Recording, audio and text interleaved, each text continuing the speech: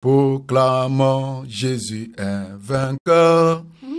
Il a vaincu vraiment pour nous.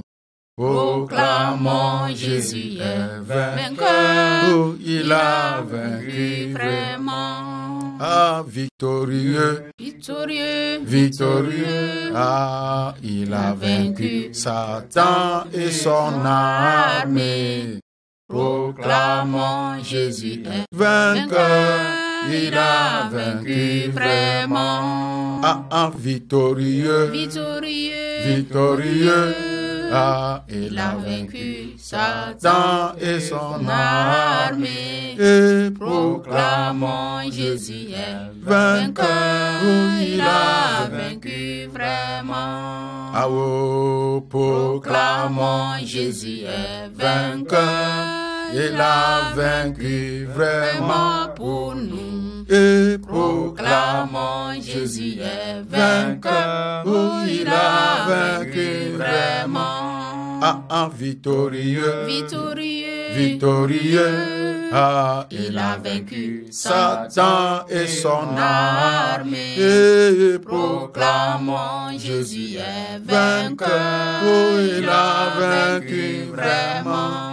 Oh, victorieux, victorieux, victorieux. Ah, il a vaincu Satan et son armée. Et proclamons, Jésus est vainqueur. Il a vaincu vraiment. Ah, victorieux, victorieux, victorieux. Ah, il a vaincu Satan et son armée. Et proclamons, Jésus est vainqueur. Il a vaincu vraiment. Bonjour mon ami, Bonjour, comment vous allez? ça va, mais Comment, mais pourquoi êtes-vous triste? comme tu le vois, nous sommes en deuil. Nous avons perdu un frère dans la famille et 2 sont encore malades. Ah, vraiment, je vous présente toutes mes condoléances. Que c'est triste que le Seigneur apaise vos cœurs et qu'il guérisse ceux qui sont malades. Mais qu'est-ce qui cause cette mort comme ça? N'est-ce pas cette maladie dont on parle à travers le monde entier? Je ne sais même pas comment et où ils ont contracté cette maladie. Les gens meurent beaucoup chez nous ici et c'est partout ailleurs. Oui, vraiment. Ce virus fait beaucoup de rage à travers le monde entier. Et c'est pourquoi il faut prendre des précautions pour ne pas être contaminé ou contaminer les autres. Mais comment? Quelle précaution? Le virus est dans l'air comme la peste des animaux, non? Bien sûr, mais sais-tu qu'on peut prévenir la peste en protégeant les animaux par le vaccin, non? Pour le moment, ce virus n'a pas de vaccin. Mais on peut le prévenir en se protégeant, c'est-à-dire en portant les gants et les masques, en évitant d'aller où il y a des attroupements, en se lavant régulièrement les mains au savon et surtout en évitant le contact avec les personnes atteintes. C'est pourquoi presque tous les pays ont fermé les écoles et les lieux publics.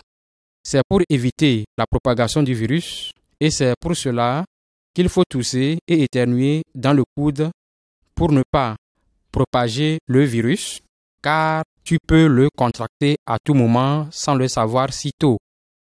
Il se manifeste 14 jours plus tard. C'est pourquoi on doit prendre soin de nous-mêmes et des autres. Tu as raison, mon frère. Nous ferons ainsi. Mais jusqu'à quand cette maladie? Est-ce que nous allons tous mourir de cette maladie? Non, nous ne mourrons pas tous, car Dieu aura pitié de nous, les hommes. Et c'est lui seul qui peut nous délivrer de cette maladie et mettre fin à ce virus. Tu as raison. Tout est possible à Dieu. Qui pourra condamner ceux qui sont délivrés et qui marchent dans la sainteté?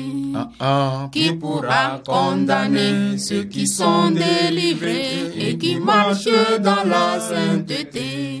Oh, louange, louange, louange à Jésus notre roi. Qui pourra condamner ceux qui sont délivrés et qui marchent dans la sainteté? Oh, qui pourra condamner ceux qui sont délivrés et qui marchent dans la sainteté? Louange, louange à Jésus notre roi. Qui pourra condamner ceux qui sont délivrés et qui marchent dans la sainteté? Ah oh, qui pourra condamner ceux qui sont délivrés et qui marchent dans la sainteté? Aïe, louange, louange, louange à Jésus notre roi. Qui pourra condamner ceux qui sont délivrés et qui marchent dans la sainteté? Aïe, louange, louange, louange à Jésus notre roi. Qui pourra condamner ceux qui sont délivrés et qui marchent dans la sainteté? Oh, qui pourra condamner ceux qui sont délivrés et qui marchent dans la sainteté? Ah oh, louange, louange, louange à Jésus notre roi. Qui pourra condamner ceux qui sont délivrés et qui marchent dans la sainteté?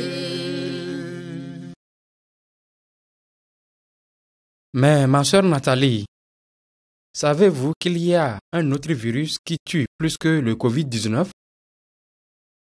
Ah bon? Mais comment? Depuis quand? Et quel est ce virus? Ce virus, c'est celui du péché. Depuis la fondation du monde, ce virus a tué des milliards de personnes, tue encore aujourd'hui et tuera encore. Monsieur Paul, est-ce que je peux vous poser une question? Bien sûr, mon frère Jules. Parle. Le péché, c'est quoi exactement? Le péché, c'est-à-dire faire le mal, c'est désobéir.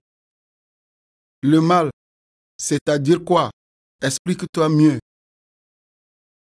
C'est faire ce qui ne plaît pas à Dieu et aussi aux hommes. Par exemple, voler, tuer, les querelles, commettre l'adultère, la jalousie. Voilà ce que c'est que le péché.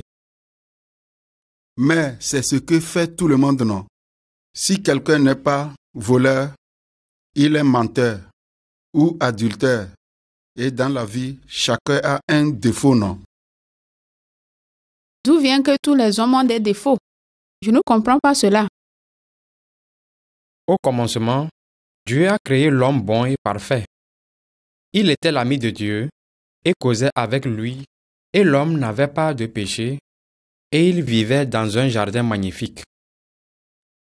Un jour, Satan, qui s'était rebellé contre Dieu et qui était devenu son ennemi, vint dans le jardin et poussa l'homme à désobéir à Dieu.